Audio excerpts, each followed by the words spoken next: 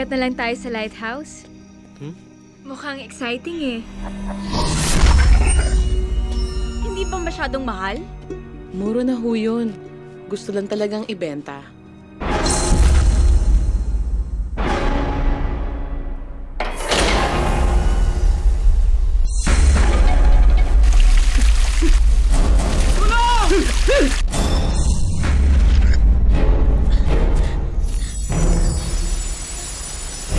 May nakita po ko. Mga taong anino po. Sila ang mga nilalang na tinanggihan ng langit. Ang mundo nila ay sa kanila.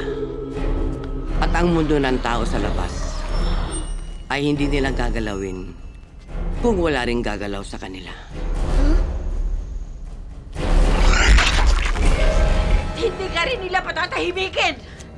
Delikado tayong lahat. Nay! Napabaw!